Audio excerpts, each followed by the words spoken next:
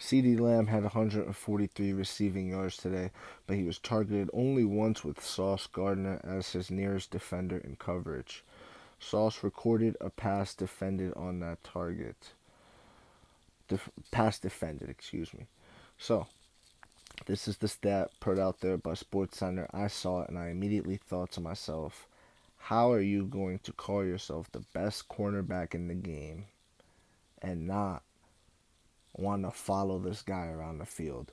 People were praising Mike McCarthy, talking about the way he was moving CeeDee Lamb across the field and all these things. It's like, bro, first of all, as a defense, how do you not adjust, right? As the coach, how do you not sit there and think, he's cooking us with this guy, 143 receiving yards today. How do we stop him? Maybe if we could stop him. Maybe they don't have much else, They're kind of spamming him here. How do you not do that? Sauce Gardner, how do you not go out there and say, I'm the best cornerback in the league?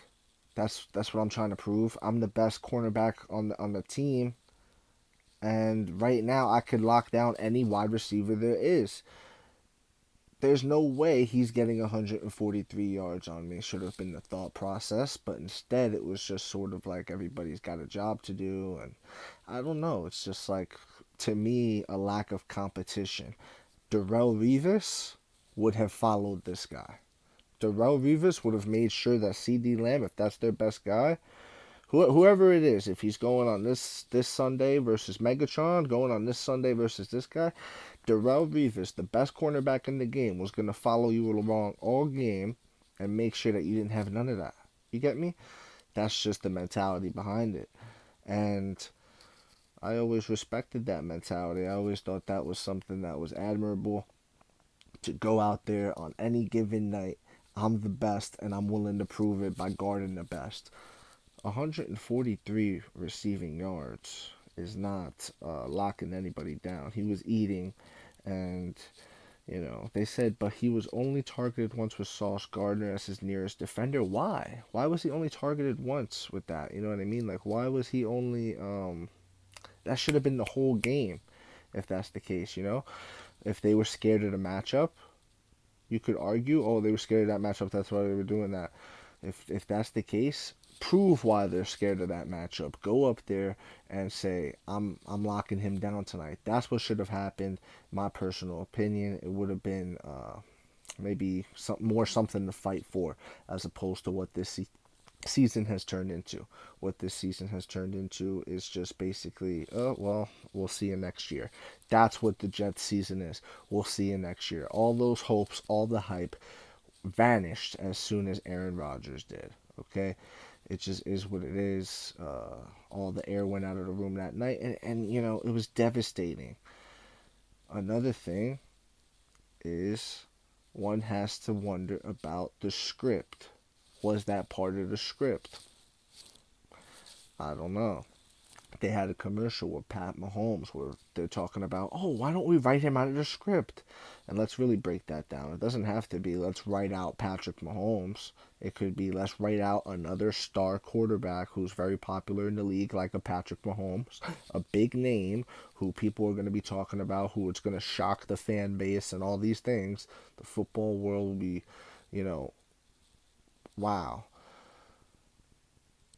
All those things combined, and you have Aaron Rodgers tearing the Achilles in the first season with the Jets. He's already coming out talking about, oh, this new doctor, new surgery where I can come back, blah blah blah. I can come back this season. Stay tuned. It's just one of those things, guys. So, with that said, I would argue that the Jets players don't really have much to play for. I think that they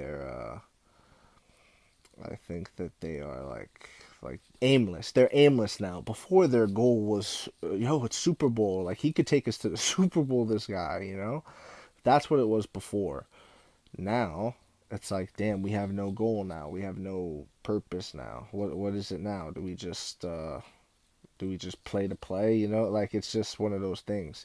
The goal of the season has been stripped from them.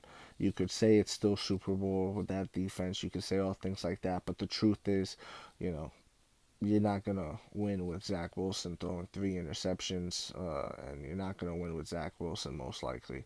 It just is what it is. It's see you next season. That's what this Jets season is already. So the players got nothing to play for, but I just think that could be an added benefit for someone like Sauce Gardner.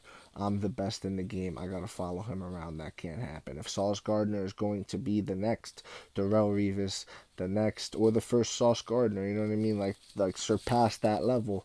If that's what he's going to be, he needs to come in and prove that he's the best. He needs to show why. He can't allow another receiver to step on the field and claim I had 143 yards against the Jets defense. That's the way he needs to look at it. He can't look at it like, oh, well, I'm not guarding him half the time. It's not on me.